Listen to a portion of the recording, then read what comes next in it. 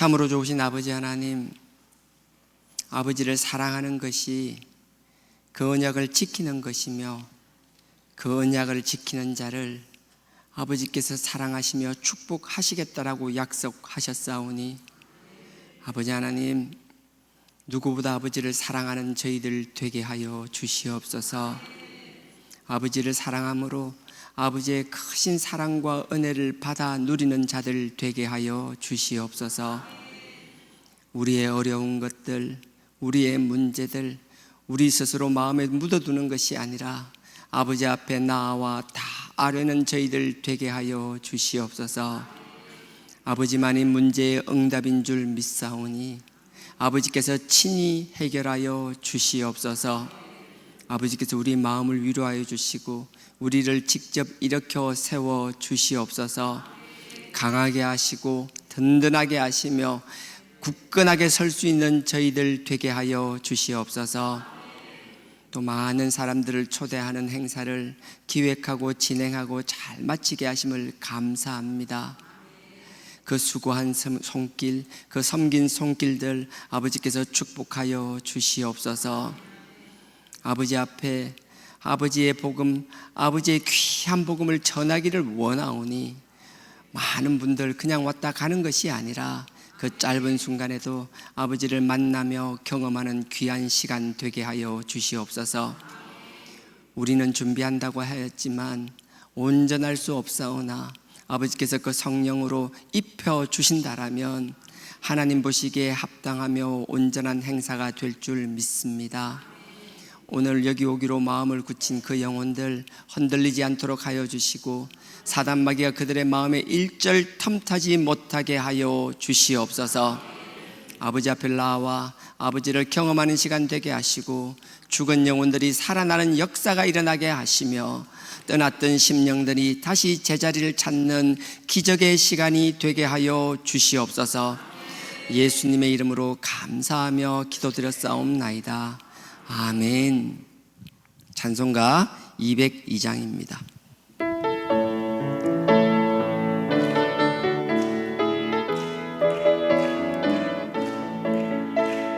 죄에서 자유를 얻게 함은 보혈의 능력, 주의 보혈, 시험을 이기는 승리되니 참 놀라운 능력이로다. 주의 보혈 능력이 또다. 주의 피 믿어. 주의 보혈 그 어린 양의 매우 귀중한 피로다. 육체의 정욕을 이기림은 보혈의 능력, 주의 보혈 정결한 마음을 얻게 하니 참 놀라운 능력이로다. 주의 보혈 능력이 또다. 주의 피 믿으오. 주의 보혈 그 어린 양의 매우 귀중한 피로다. 눈보다 더 이게 밝히는 것 보혈의 능력, 주의 보혈 부정한 모든 것 밝히시니 참 놀라운 능력이로다. 주의 보혈 능력이 또다. 주의 피 믿으오. 주의 보혈 그 어린 양의 매우 귀중한 피로다. 구주의 복음을 전할 제목 보혈의 능력, 주의 보혈 날마다 나에게 찬송 주니 참 놀라운 능력이로다. 주의 보혈 능력이 또다. 주의 피 믿으오. 주의 보혈 그 어린 양의 매우 귀중한 피로다. 아멘. 오늘 말씀 열왕기하 구약입니다. 열왕기 하 5장입니다. 사무엘 상하, 열왕기 상하입니다. 역대상하 앞쪽이고요. 열왕기 하 5장.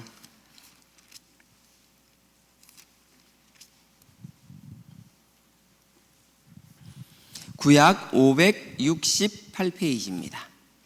구약 568페이지 열왕기하 5장 10절에서 14절까지입니다. 10절에서 14절까지 다 같이 합독하도록 하겠습니다. 시작. 엘리사가 사자를 저에게 보내어 가로되 너는 가서 요단강에 몸을 7번 씻으라. 너의 살이 여전하여 깨끗하리라. 나아만이 노하여 물러가며 가로되 내 생각에는 저가 내게로 나와서 그 하나님 여호와의 이름을 부르고 당처 위에 손을 흔들어 문둥병을 고칠까 하였도다. 다메섹강 아마르와 바르 낫지 아니하냐. 내가 거기서 몸을 씻으면 깨끗하게 되지 아니하랴 하고 몸을 돌이켜 분한 모양으로 떠나니 그 종들이 나와서 말하여 가로되 내 아버지여 선지자가 당신을 명하여 큰 일을 행하라 하였다면 행치 아니하였으리까. 하물며 당신에게 이르기를 씻어 깨끗하게 하라 함이리까. 나아만이 이에 내려가서 하나님의 사람의 말씀대로 요단강에 7번 몸을 잠그니 그 살이 여전하여 어린아이의 살 같아서 깨끗하게 되었더라. 아멘. 아직 혀가 안 풀리는 것 같은데요. 여러분 내용 너무 잘 아시는 거고요. 내용 하기 전에 오늘 낮에 말하기는 좀 그러니까 어제 선물을 한 150개 정도 준비했는데 모자랐다 하더라고요. 너무 감사하고 제가 또 이번에 어제 행사를 제가 준비한 건 아니지만 기획하는 단계에서 열심히 또 하려는 분들도 있고 저는 또 제 나름대로 지금까지 우리 경험들이 있잖아요. 경험치가 어느덧 제가 그 경험치가 저에겐 상식이 되어 버렸더라고요. 상식이라는 건 누구나의 상식은 각자마다 다른 이유가 사람마다의 경험에서 상식이 나오는 거기 때문에 사람마다 경험이 달라요. 그러니까 같은 사안인데도 사람마다 상식의 기준이 다르거든요. 어떤 사람은 이만큼 하는 게 상식인데 어떤 사람은 그게 상식이 아니고 이만큼 해야 상식인 경우가 있어요. 제 같은 경우에는 그 상식 기준이 좀 낮았던 것 같아요. 여태까지 경험을 가지고는 뭐 그렇게 효과가 있겠어? 뭐 그렇게 되겠어? 이런 마음이 있으니까 한다라고 하니까 하지 말라고는 말리진 않지만 큰 기대 자체가 없는 거예요.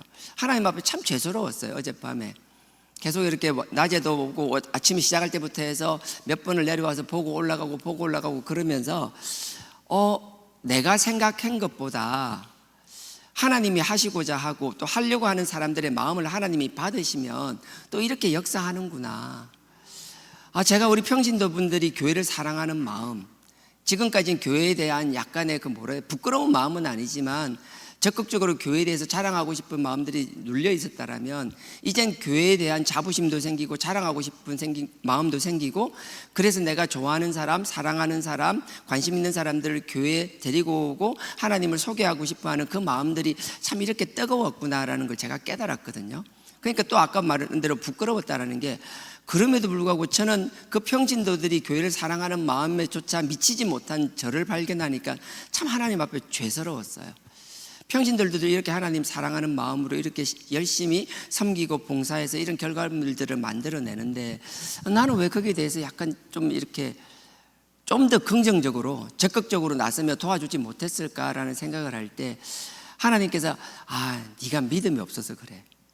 너는 네가 또 믿음이 없어서 그래라는 마음 하나와 또 한 가지는 뭔가 하면 네가 돌다리도 두들긴 것처럼 누가복음 14장에 그런 게 있어요. 전쟁을 할 때도 그렇고 망대를 세울 때 철저히 준비하라는 말씀도 있어요. 하지만 또 아브라함의 경우처럼 오늘의 말씀의 경우처럼 네가 이해해서 순종하고 행하는 것이 아니라 하나님께서 말씀하시고 방향을 보여주신다라면 일단 네가 순종하는 마음으로 행하면 네가 행함으로 말미암아 너의 그런 그 걸음 가운데서 네가 나의 뜻을 알게 되고 내가 너희를 향한 나의 마음을 너희가 믿게 되며 내가 너희를 사랑하는 그 은혜를 경험함으로 말미암아 하나님께 영광 돌리며 축복 돌리는 일이 생기게 된다라는 말씀이 자꾸 오는 거예요. 그래서 제가 참 부족하다는 생각을 많이 했었어요. 내가 이해하고 가는 것이 아니라 그게 가야 될 길이라면 내가 가면은 하나님이 함께 해주시는 것이고 내가 가면은 하나님께서 길을 열어주시는 것이거든요. 그래서 하나님의 말씀은 항상 그래요. 철저히 준비하라는 거, 객관화하고 준비하라는 거 맞아요. 그렇게 해야 될 때도 있어요.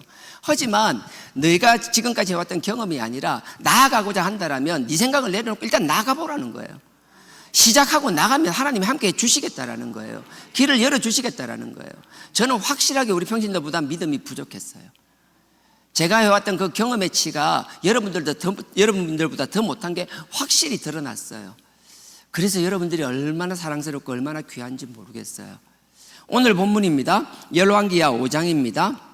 5장 10절에 여러분 잘 아는 것처럼 아람 군대라고, 아람이라는 나라는요 블레셋과 함께 이스라엘의 숙적이었어요. 왼쪽에 있는, 지중해 쪽에 있는 블레셋은 작았지만 강력한 군대를 가지고 강력한 나라였어요. 아람은 위쪽에 시리아 지역인데 항상 넓은 영토를 가지고 있었을 뿐만 아니라 이스라엘 못지않게 강력한 힘을 가지고 있던 나라였어요. 이 아래 위로 있는 이 블레셋과 아람이 얼마나 이스라엘을 괴롭히고 항상 숙적과 같은 존재들이었어요. 이때는 아람이란 나라가 훨씬 힘이 강할 때였어요. 아람에 나아만이라는 장군이 있었는데 이 장군이 얼마나 용맹한 장군이었는지 몰라요. 틈만 나면 이스라엘을 공격하고 그들이 포로를 잡아가고, 참 어찌 보면은 이스라엘 중에서 참 난제였어요. 근데 이 나아만 장군이 자기 나라에 있는데 이제 문둥병 환자였어요. 그래서 자기는 문둥병 환자인데 이스라엘에 가가지고 어린 여종을 잡아왔는데, 포로로 잡아온 여종이 있었는데 그 여종이 참 하나님 보시기에 반듯한 것 같아요. 자기 여기는 주모라고 나오는데 자기 여주인을 말하겠죠. 여주인에게 말하는 거예요. 내가 살던 이스라엘 사마리아에 가면 엘리사라는 하나님의 종 선지자가 있는데 그분에게 나아만 장군이 가게 되면 그 문둥병도 고침받을 수 있다라고 이야기하는 거예요. 그래서 나아만 장군이 처음엔 믿지 않았겠죠. 하지만 그렇게 간청하니까 그 말을 믿기로 했어요. 큰 나라에서 왕 다음으로 힘이 있는 사람이 자기 기준에 볼 때 말도 안 되는 말을 했을 때 그게 믿어진다라는 건 하나님께서 우리에게 복음을 전하는 것도 마찬가지입니다. 하나님이 당신의 살아 역사하심을 우리에게 보여주시고 경험하게 할 때에는요, 하나님께서 우리가 평안하고 잘 되기만 할 때는 하나님의 음성이 안 들릴 때가 허다해요. 근데 절박하다라는 게 정말 밑바닥까지 내려가고 더 이상 내려갈 수 없는 밑바닥까지 내려간다라면, 자기가 할 수 있는 모든 것을 다해도 답이 없다라는 걸 스스로가 인정하고 받아들일 수밖에 없는 상황이 된다라면, 그때는 하나님의 말씀이 아무리 어린 여종을 통하여 전파되더라도 그 말씀이 그 상한 영혼, 그 상한 심령을 만지게 된다라는 거예요. 그래서 우리는 크든 작든, 내가 세상적으로 크든 작든, 학문적으로 높든 낮든 뭐 그런 것 상관없이 우리가 하나님의 복음을 간직하고 있어야 될 이유는요, 우리가 세상적으로 큰 거인과 같은 사람이 아니라 세상에서 이 여종과 같이 아주 보잘것없고 어린 아이와 같을지라도 우리가 마음속에 복음을 지니고 있어야 될 이유는 세상에 크고 화려하고 모든 것을 가진 것 같은 그 사람들도 영적으로 결핍에 빠져 있는 사람이 무수히 많다라는 거예요. 그리고 하나님은 어떤 형태를 통해서 그들을 만나고 접할 기회를 우리에게 반드시 주신다라는 거예요. 하나님은 그들을 만날 기회를 주실 것이고, 우리가 그들과 대등한 관계가 아니라 이 여자 어린아이 종처럼 정말 상하가 명확한 그 자리에서 그 사람을 만나더라도 우리 마음속에 하나님에 대한 이 복음이 명확하게 자리 잡고 있다라면 그들에게 복음에 있어서만큼은 담대하게 선포할 수 있게 될 거라고 확신합니다. 이건 저의 확신이 아니라 하나님이 그렇게 만드시는 것이라고요. 하나님 그래서 보잘것없는 것 같은 우리를 통하여 그들의 심령을 만져주실 것이며 그들이 하나님을 경험하는 놀라운 역사의 도구로 우리를 삼으실 줄 믿습니다. 그러니 항상 우리가 기도와 말씀을 게을리하지 않음으로 해서 하나님께서 우리에게 기회를 주실 때 정말 스쳐가는 것처럼 그 기회를 놓쳐버리는 자들이 아니라 하나님이 기회를 주실 때 우리의 그 기도 가운데 우리의 그 영적 예민함을 가지고 그런 기회를 놓치는 것이 아니라 그 기회를 쟁취하는 저와 여러분 되기를 원합니다. 거창하게 복음을 전한다고 선교를 나가고 뭐 복음 사역을 하고 그것도 중요하죠. 하지만 하나님은 그런 사역뿐만 아니라 우리의 삶 속에서 그런 기회를 주신다는 걸 기억하시는 저와 여러분 되기를 주님의 이름으로 부탁드립니다. 그래서 나만 장군은 그 이야기를 들었어요.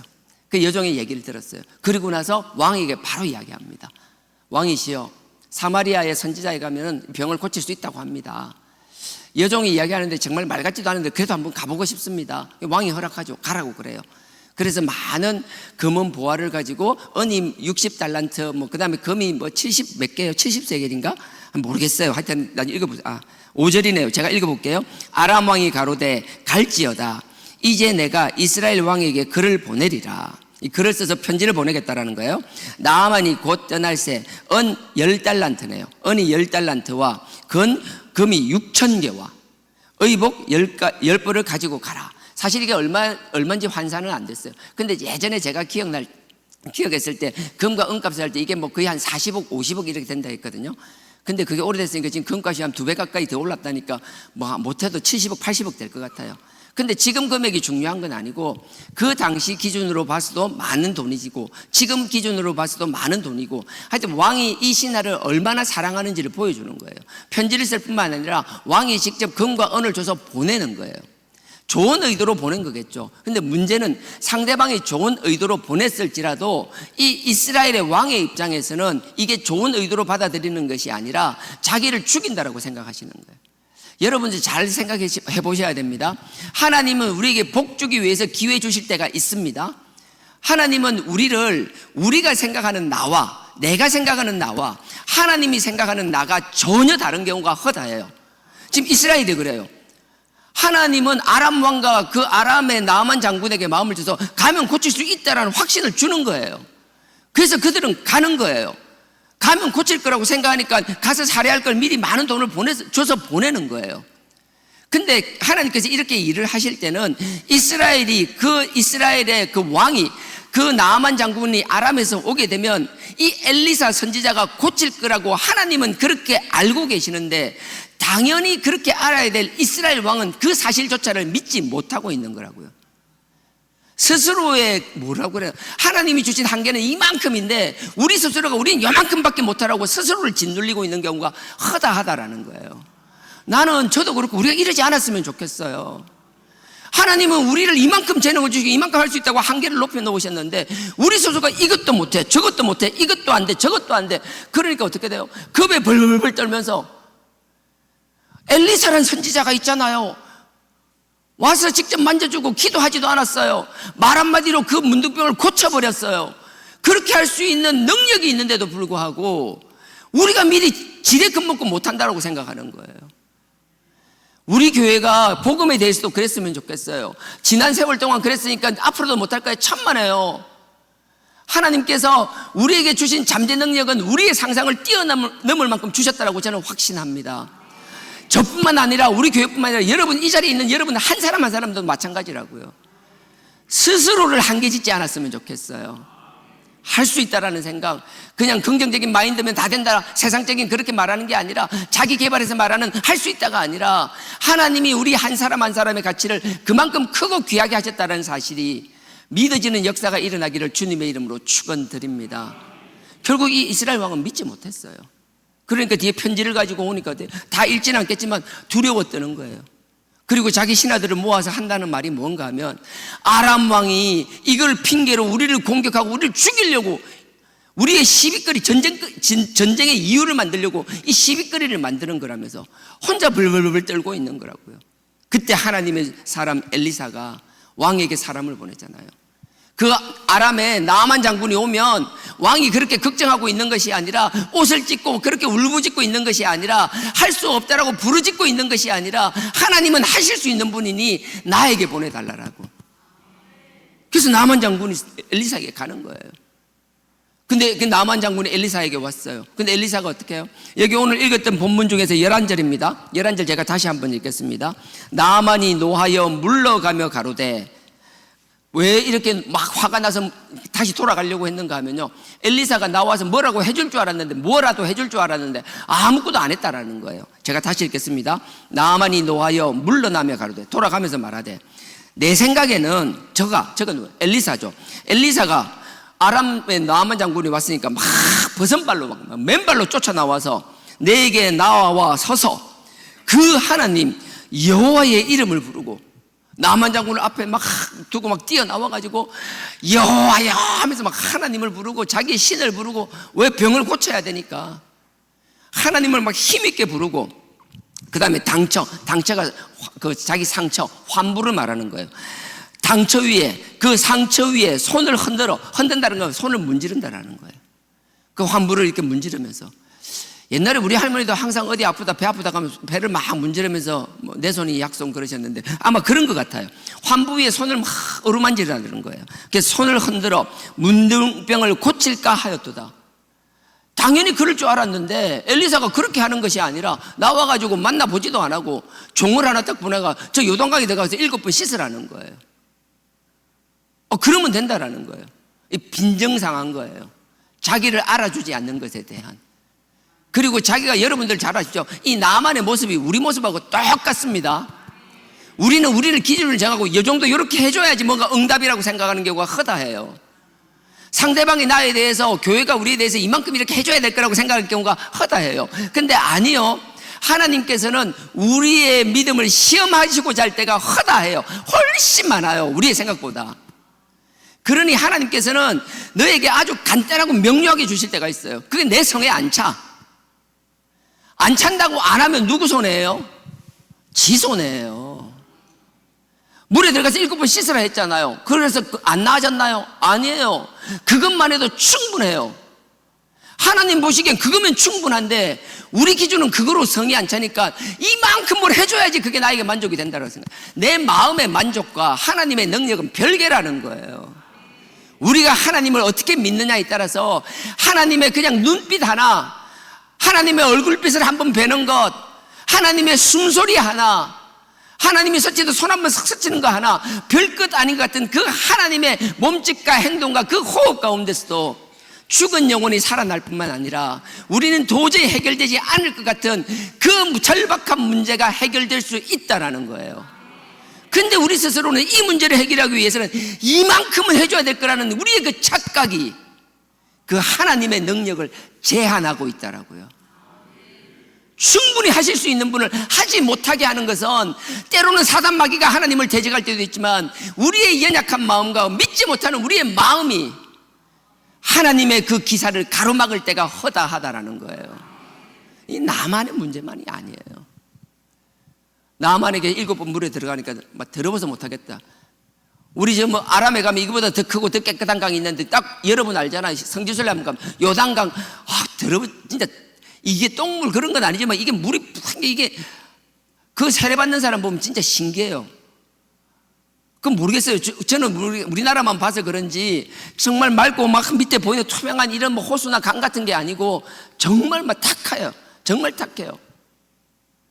이 남한 입장에서는 그런 거예요. 우리 아람에 가면 깨끗한 강들이 많은데 이 탁하고 더러운 강에서 왜 들어가야 되냐라는 거예요. 우리는 하나님이 누군가를 통해서 아니면 우리에게 하나님의 음성을 들려주신다라면 정말 이 나만과 같이 우리의 기준으로 판단하는 것이 아니라 하나님의 음성을 그대로 받아들이는 것, 이게 쉽지 않잖아요. 그래서 작은 것부터 하나님의 뜻에 순종하는 연습. 신앙은 어찌 보면 계속 반복되는 훈련의 과정인 것 같아요. 전쟁이 그렇잖아요. 갑자기 훈련 안 된 병사들이 전쟁이 나면 갑자기 돌격 앞으로 하면 뛰어나갈 것 같아요?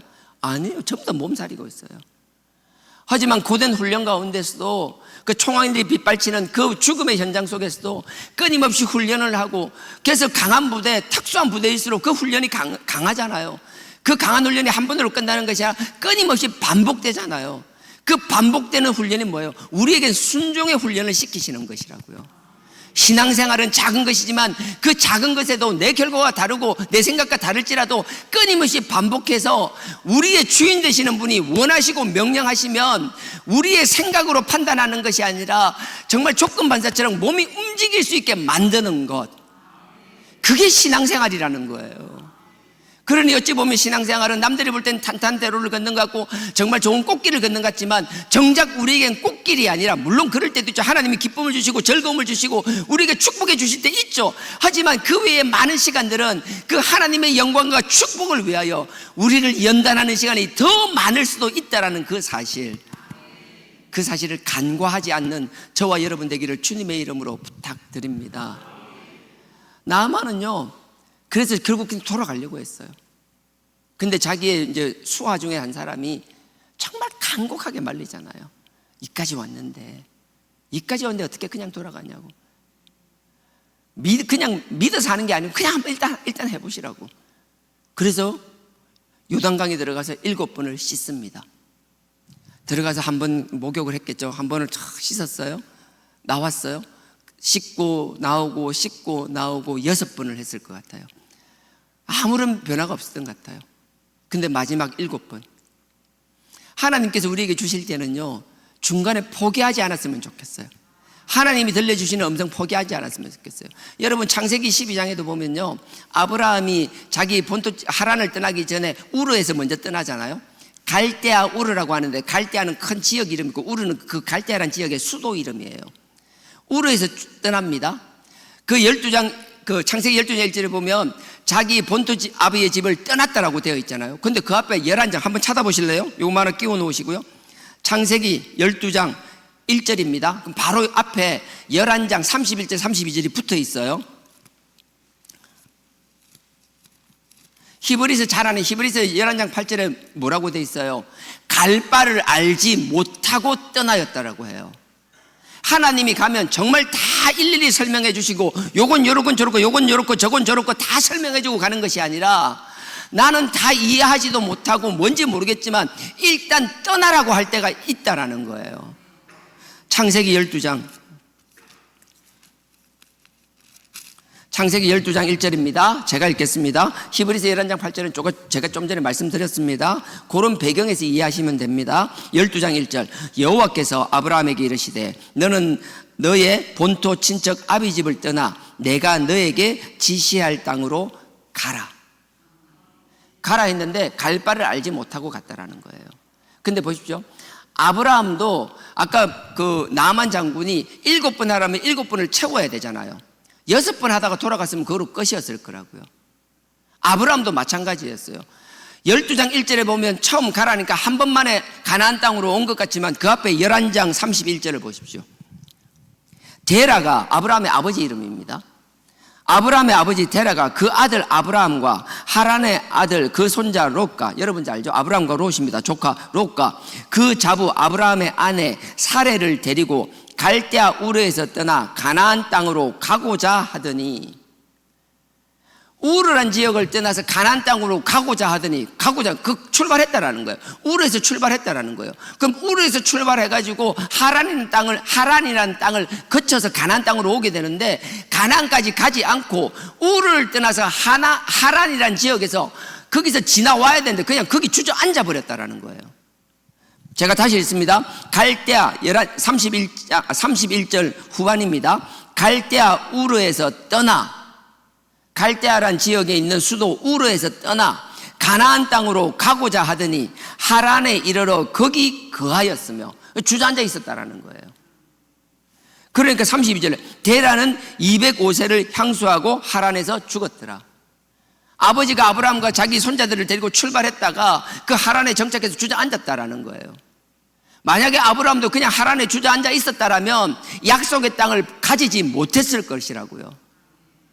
하나님이 우리에 대한 계획이 있다 하더라도 우리는 하나님의 뜻 가운데 주신 명령에 끝까지 가야 되는 거예요.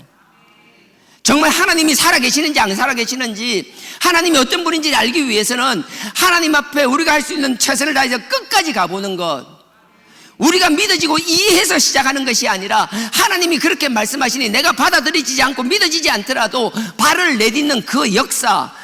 그래서 여호수아 3장에서도 보면 그 레위 지파 사람들이, 그 제사장들이 그 하나님의 법궤를 메고 그 요단강을 건널 때 보십시오. 요단강을 건너기 위하여 법궤를 메고 그 레위 지파 사람들이 걸어가는데 그 요단강 앞으로 갈 때까지 우리는 그럴 거예요. 법궤를 메고 걸어가는데 앞에 요단강인데 요단강에 이제 발을 디딜 때도 되었어요. 거기 보면 분명히 뭐라 그래요? 그때는 보리를 수확하는 계절이기 때문에 평상시는 물이 그냥 뭐도 바닥 허벅지만큼도 안 올 만큼 얕은 물이지만 그 당시에는 언덕에 찰 만큼 사람 키보다 더 높은 물로 흐르고 있을 때였어요. 그런 깊은 물을 지나가야 되는데 강 앞에 도달했을 때 우리가 강 가까이 가게 되면 물이 점점점 줄어드는 게 보이면 확신이 들 거잖아요. 그렇잖아요. 그 깊은 물이 있는데 우리가 물 가까이 법궤를 메고 걸어가는데 자꾸 줄어드는 게 보이면 아, 하나님이 우리를 도와주시는구나, 건너면 되겠구나 생각하겠지만 법궤를 가지고 물 코앞에까지 왔는데도 불구하고 그 물은 세차게 그대로 흐르고 있다라면 누가 거기에 발을 담글 수 있겠냐라는 거예요. 다 이해하고 믿어지는 것이 아니라 그 40년 광야 동안 여러분 민수기 13장에서 정탐꾼을 보냈을 때 그들은 다 부정적으로 이야기했습니다. 하나님께서 14장에 얼마나 화를 내셨는지 몰라요. 12명의 정탐꾼 중에서 두 명을 빼고 나머지 부정적인 10명의 정탐꾼들은 그 자리에서 다 죽여버렸어요. 40년 광야 생활을 시작도 하지 못했어요. 그게 14장 후반절에 나오는 이야기예요. 그런 모습들을 하나님이 보여주며 여호수아와 갈렙을 제외하고 나머지를 죽이며 그 윗세대 기성세대들을 다 40년 광야에서 죽인 이유가 뭘까? 저는 이해하지 못했어요. 근데 제가 여호수아를 보면서 확실하게 깨달은 것은 하나님께서는 정말 군대들을 혹독하게 훈련시켜서 그 총알이 빗발치는 전쟁터, 죄송합니다, 옛날엔 총알이 없었겠는데 그 화살이 빗발치는 그 전쟁터 가운데서도 돌격 명령이 떨어지면은 두려워하지 않고 나아가는 그 용사들로 키우기 위하여 그 고난의 훈련의 시간이 반드시 필요했던 거라고요. 그러니 가나안 정복 전쟁을 할 수 있었던 것이며 말도 안 되는 방법으로 여리고성을 무너뜨릴 수 있었던 것이며 들어가면 죽을 수밖에 없는 그 요단강을 향하여 그 법궤를 메고 요단강에 발을 담글 수가 있었던 것이라고요. 그러니 하나님께서 우리를 쓰시고자 원한다면 우리를 대충대충 키울 생각은 없으신 분인 것 같아요. 하나님 우리 한 사람 한 사람을 귀하게 생각하기 때문에 그냥 저처럼 방위병 출신처럼 설렁설렁 군데군데 왔다 갔다 막 도시락 들고, 사실 도시락 들고 다니지는 않았어요.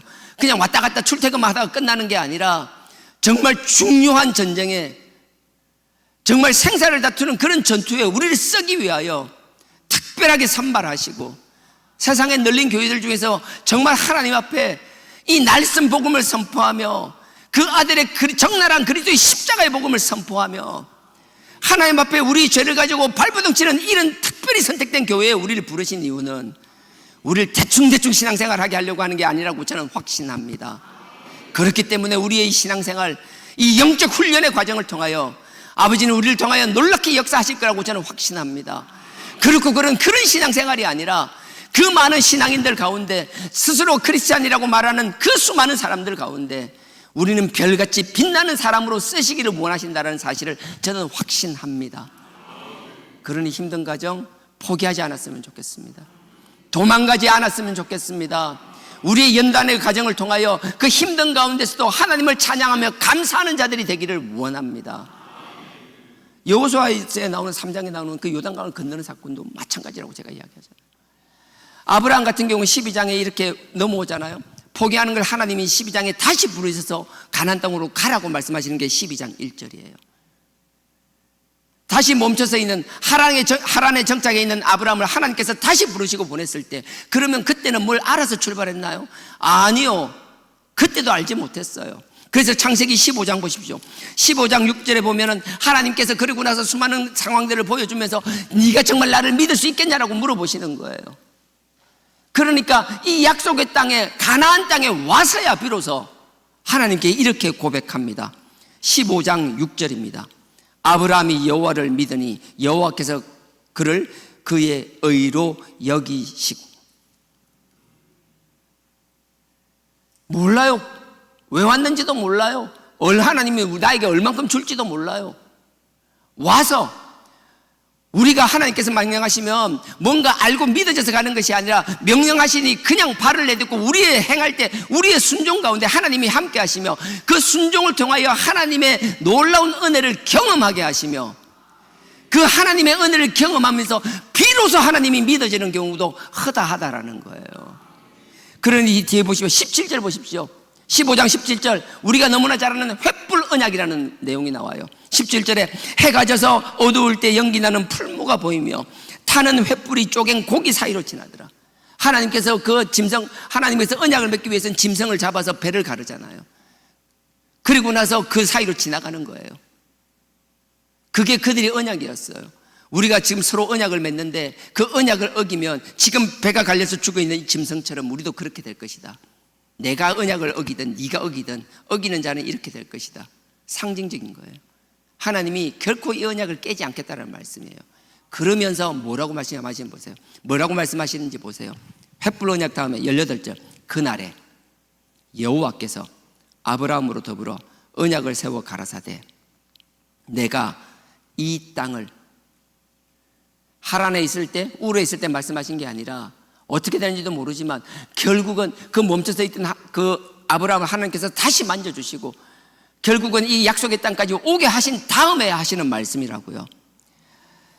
언약을 세워 가라사대 내가 이 땅을 애굽 강에서부터 그 큰 강 유브라데까지 너의 자손에게 주리니. 오고 나니까 그때 보여주는 거예요. 너 잘했어. 잘했어. 여기 잘 왔어. 여기 왔지? 잘 봐. 저기 애굽 이집트와 경계에 있는 애굽 강에서부터 저 위에 네가 떠나왔던 하란 그 경계까지 이게 내가 너를 위하여 준비한 땅이야. 그리고 그래서 그 땅 속에 있는 가나안 7족을 다 밑에 소개하고 있는 거예요. 히위, 헷, 뭐 여러 가지 족, 그다음 아모리 족속, 여부스 족, 기르가스 족속, 뭐 이런 족속들이 다 나오는 것이라고요. 하나님께서는요, 우리에게 하나님의 계획과 우리에게 주실 걸 다 먼저 보여주고, 자, 있지, 봤지, 이렇게 하고 나서 시키는 것이 아니라 일단 먼저 시킬 때가 있다라는 거예요. 그러니 제가 그렇잖아요. 제 상식, 제가 지금까지 우리 교회에서 봐왔던 저의 경험, 그 경험이 오히려 저보다 믿음이 크고 하나님을 향한 사랑이 크며 우리 교회에 대한 자부심이 더 큰 우리 평신도들이 뭔가를 하고자 할 때 그들을 열정적으로 도와주며 더 뒤에서 이렇게 스포트하는 것이 아니라 그냥 방관하는 자세로 한 발 물러나 있는 내 모습을 바라보며 제가 고백하잖아요. 제 믿음이 여기 있는 여러분들 믿음보다 훨씬 못하더라고요. 그러니 하나님이 앞에 세웠다라고 하나님 보시기에 더 귀하고 더 믿음이 크고 천만에요. 하나님을 향한 사랑, 하나님이 주시는 그 믿음, 하나님께서 쓰시고자 하고 쓰임받는 사람은 앞에 감투를 썼다고 크고 작고 그런 거 아니에요. 하나님을 이 자리에 앉아있는 우리, 아니 이 자리에 없더라도 우리 영상을 통하여 예배드리는 모든 사람, 아니 영상을 통하여 예배드리지 않고 지금 주무시고 계시는 분일지라도 하나님을 사랑하고 하나님을 향한 그 사랑과 믿음 가운데 하나님의 음성에 무조건적인 순종을 할 수 있는 그 믿음을 가진 사람이 하나님이 더 귀하게 여기시며 더 놀랍고 크게 사용하시는 하나님의 종인 줄 믿습니다. 난 여러분들이 다 그랬으면 좋겠어요. 누가복음 5장에서도 보면 그러잖아요. 예수님께서 금식을 하고 나서 4장에 금식하고 나서 누가복음 5장 딱 시작하자마자 베드로의 배에 올라가시잖아요. 밤새도록 고기 잡고 나와서 이제 그물을 깃고 있는 그 베드로에게 가가지고 그 배를 빌려 타고 하나님의 말씀을 전한 다음에 베드로에게 말하잖아요. 깊은 데로 가서 던져라. 베드로는 자기의 경험상 지금 가면 잡히지 않는 걸 알았어요. 자기의 경험이 중요한 게 아니에요. 하나님이 쓰시고자 하면 자기의 그 살아왔던 평생을 살아왔던 그 어부의 경험이 중요한 게 아니에요. 내 판단이 중요하고 내 경험이 중요한 게 아니에요. 하나님이 하시고자 하면 우리의 경험 따위는 아무것도 아닐 수 있다라는 거예요. 결국 그게 순종하니 어떻게 돼요? 거물이 찢어지듯이 그 고기를 잡는 역사가 일어난 것이잖아요. 어제와 오늘 우리는 그 과정에서 그 길을 걷고 있는 중입니다. 그러니 우리의 부정적인 생각들은 다 거두어버리고 다 쓰레기통에 버려버리고 우리의 경험과 우리의 능력이 아니라 하나님이 하시고자 하는 하나님의 뜻과 계획, 하나님의 놀라운 능력을 바라보며 나아가는 저와 여러분, 우리 주하나 교회가 되기를 주님의 이름으로 축원드립니다. 우리 신앙에서 이런 삶을 살 때 우리의 삶의 자리에서도 하나님은 동일하게 여러분을 통하여 역사하실 줄 믿습니다. 정말 저는 바랍니다. 이 자리에 있는 여러분 한 사람 한 사람을 통하여, 우리의 한 가정들을 통하여, 그리고 우리의 다음 세대들을 통하여 역사하실 하나님의 기이한 그 역사의 능력, 우리 공동체의 그 경험들이 우리 모두의 경험으로 공유될 것이며, 그것이 하나님을 사랑하고 하나님을 자랑하고 하나님을 찬양하는 귀한 도구가 될 줄 믿습니다. 그러니 기죽지 말고 당당하게 말씀과 기도로 우리의 부족한 부분들을 채워나가는 저와 여러분 되길 주님의 이름으로 축원드립니다. 다 같이 기도드리겠습니다. 아버지 하나님, 아버지께서 하시고자 하면 한계가 없는 줄 믿습니다. 우리의 경험과 우리의 생각이 아버지의 능력을 제한하는 어리석은 자가 되지 않게 하여 주시옵소서. 또 아버지께서 저희들의 마음을 움직여 주시고, 또 많은 분들의 섬김을 통하여 많은 분들을 초청하고 그들에게 복음을 제시하는 귀한 행사를 준비하고 있사오니 아버지께서 지켜주시고 인도하여 주시옵소서. 그들의 오고 가는 길 지켜달라라고, 그들의 마음 흔들리지 않도록 사단마귀가 일절 틈타지 않도록 아버지께서 지켜보아여 달라라고, 이 시간 다 같이 주여 삼창하고 기도드리시겠습니다. 주여, 주여, 주여.